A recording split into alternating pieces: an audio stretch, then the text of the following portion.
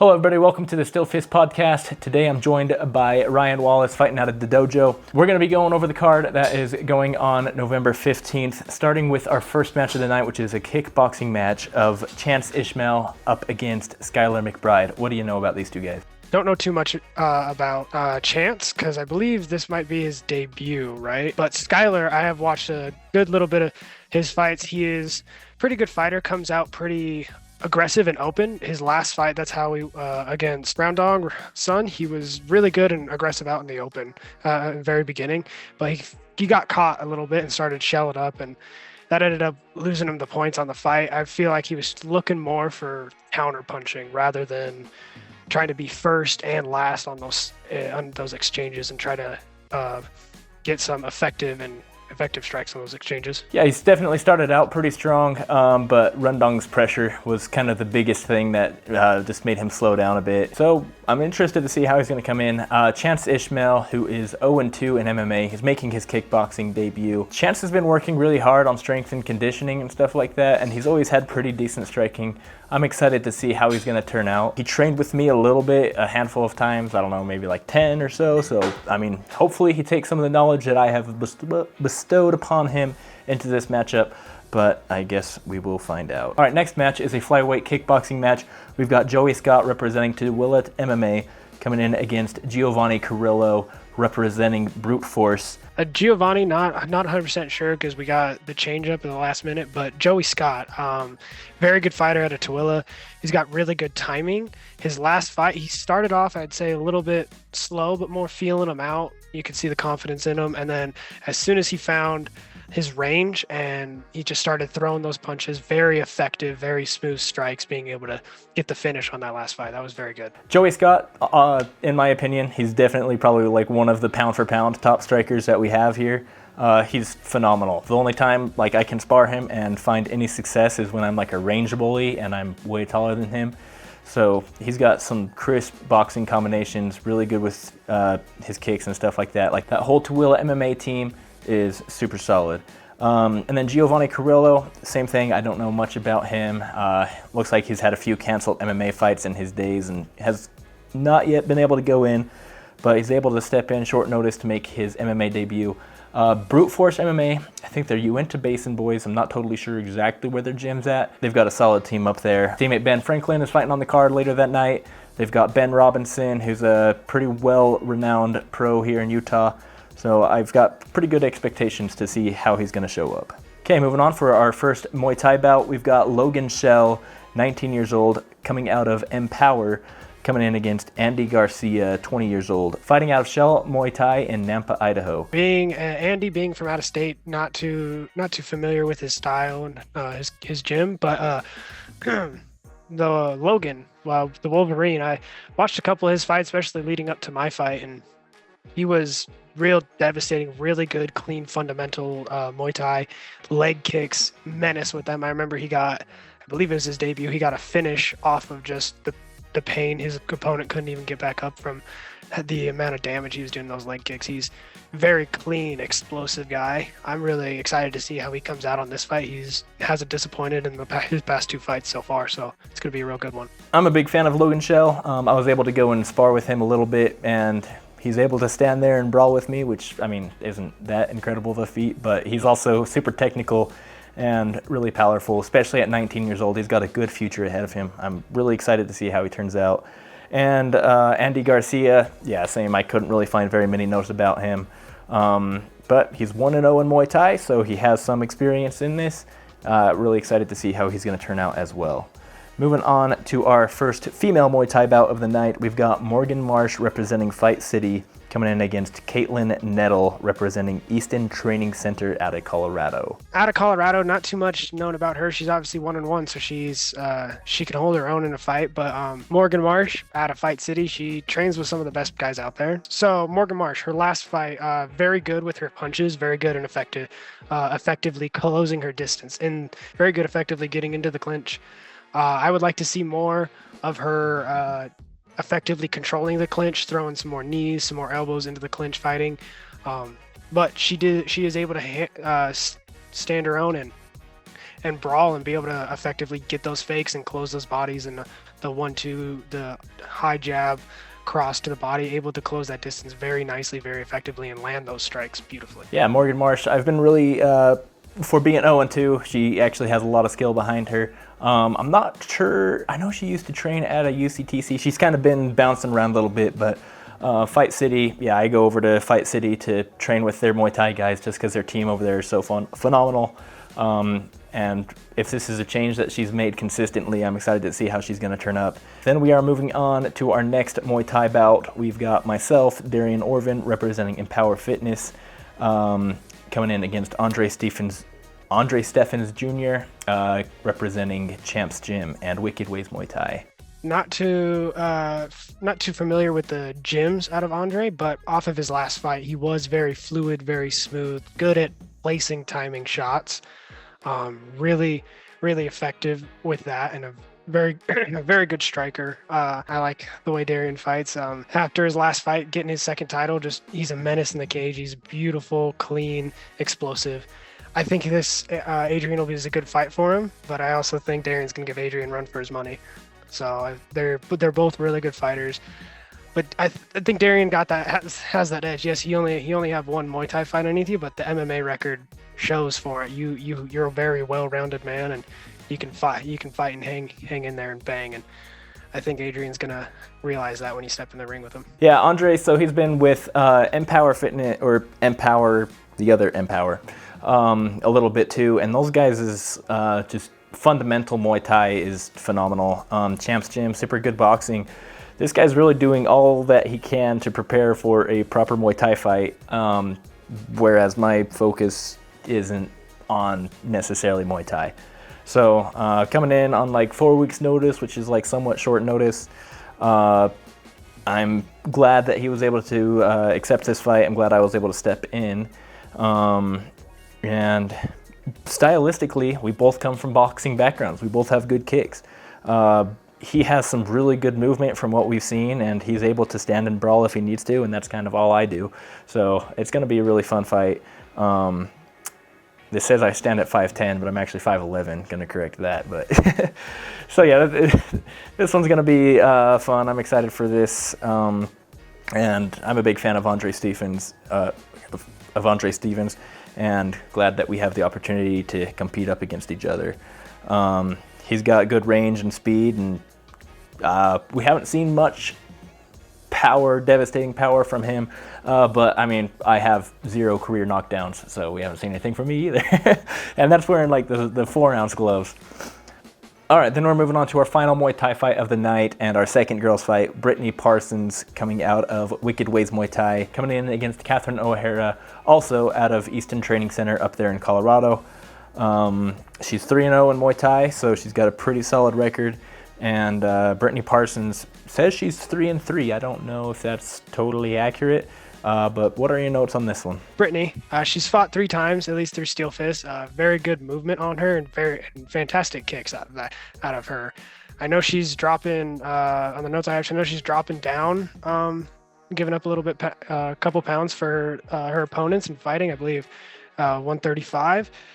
It's going to be a really good fight. I mean, they both have 3 wins under them, 1 undefeated, coming all the way down from Colorado. They're gonna the girl fights, I think, are some of the best fights that we have. They just sit there and brawl with each other, and there's no shortage of that when it comes to these 2 fighters. Okay, we're moving on to our first MMA fight of the night. We've got a heavyweight match of Rod Payne coming in against Edmundo Rodriguez, representing Fight City. Do you got any notes on these 2 guys? For Rod Payne, I remember during on my card, he had to pull his opponent pulled out of his fight, so he wasn't able to fight that night, and that was really unfortunate. I was looking forward to his fight. Yeah, he may have lost his last one, but I mean, he seems pretty good, pretty ready. At least last time I talked to him, he was ready. I think it'd be a really good heavyweight fight for him, and they're going to be putting on a show. Not too sure about his opponent, obviously being in his debut, but fighting out of Fight City has some great fighters under him, I know. And if this guy's doing what the rest of them are doing, it's gonna be a really good fight. They are I would say they're on a better side of the gyms around here, who put out a lot of good fighters. So. Yeah, so Rod Payne, I had the opportunity to corner him in his first fight up there in Wyoming. It was a lot of fun. He did really well. It didn't go his way, but he was able to get in there and get the cage experience.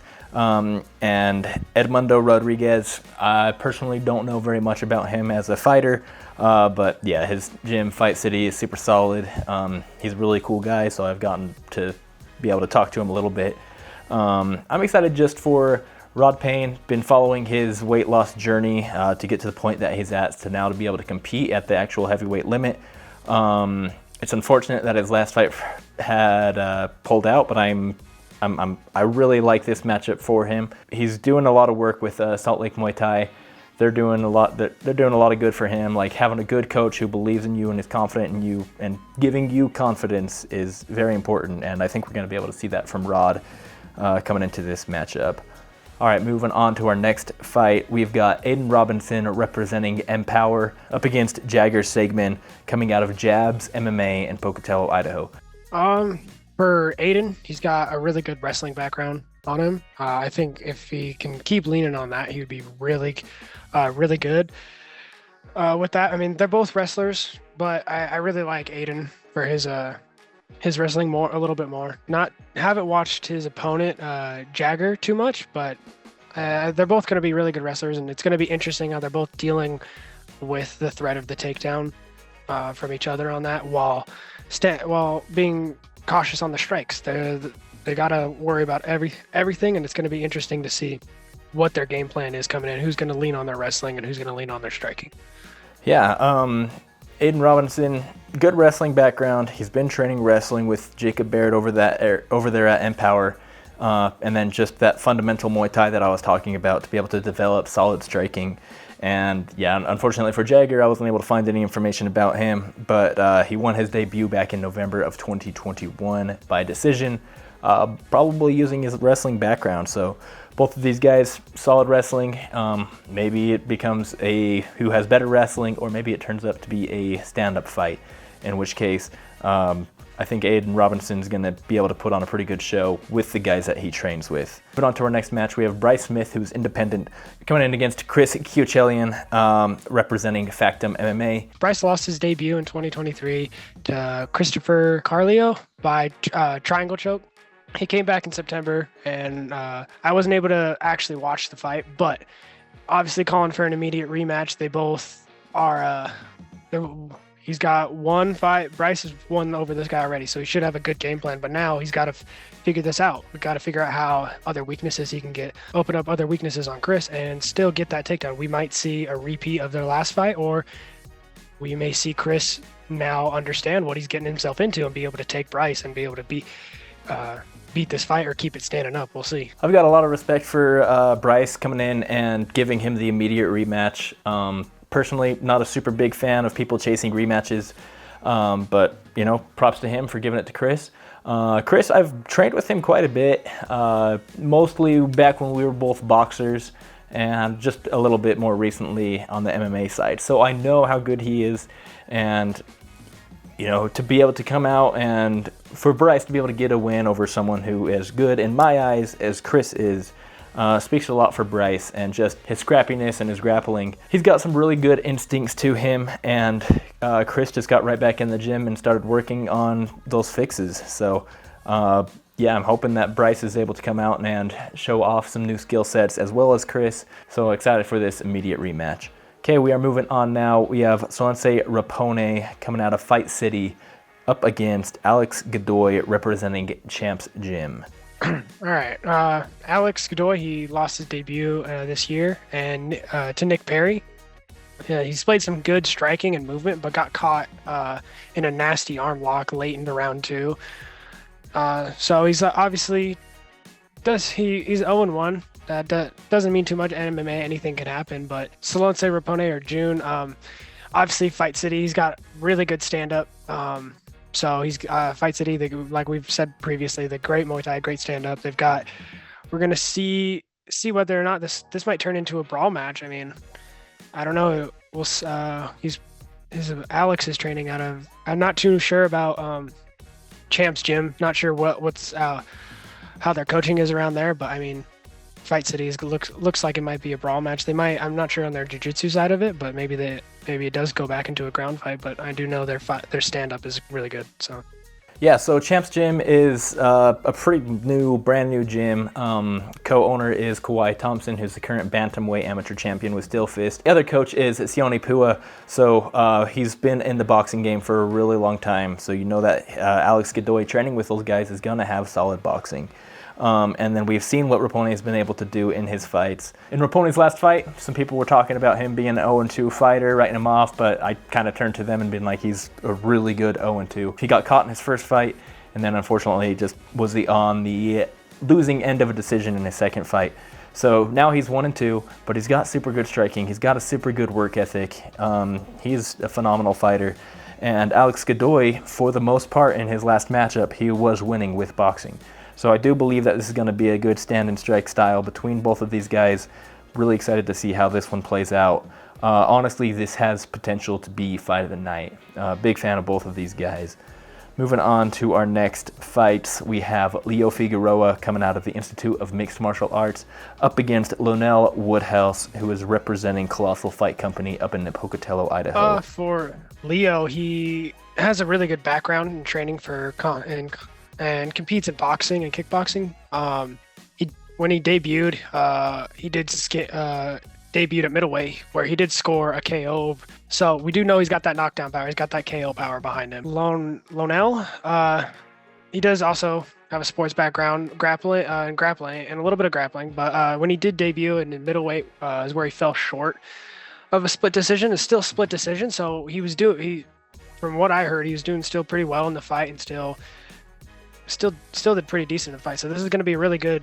I feel like this is a good matchup for him. I mean, 2-1 versus 0-1.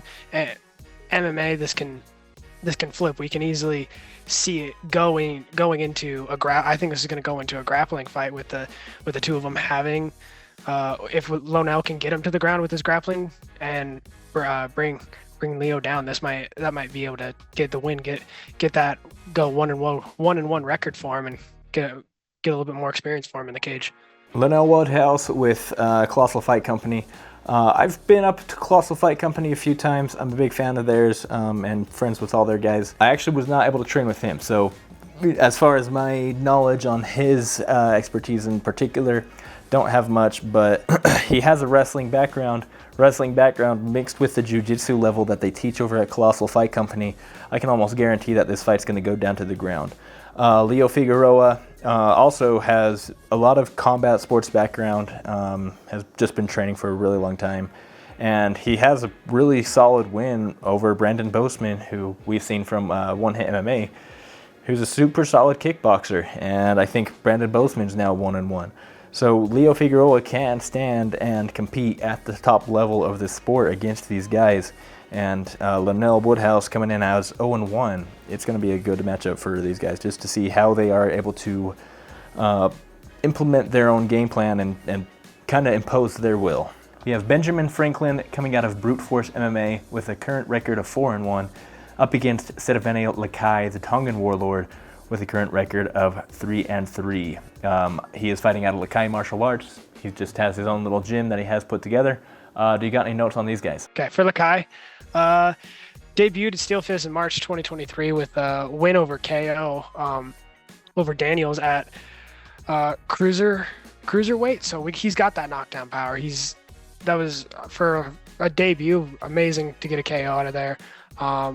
Lakai rattled off 3 wins by KO, but also lost by two KO. So it shows that he's not afraid to stand and bang, but he loves to fight. So I feel like this fight is gonna definitely stay up, and it's just gonna be a brutal brawling match.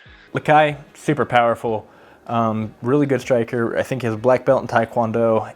So he's been in Taekwondo. He's been in striking sports since he was a young kid. And Benjamin Franklin, we've seen his grappling performance or his grappling improvements in his last fight up against Chance Felt, who's earlier on the card. So Ben's been improving in his striking. He looked super good. And Sedevene Lakai, his striking has always been super good, but he has a bit of a hole in his game because those 2 KO losses were to wrestlers taking him down and ground and pounding him.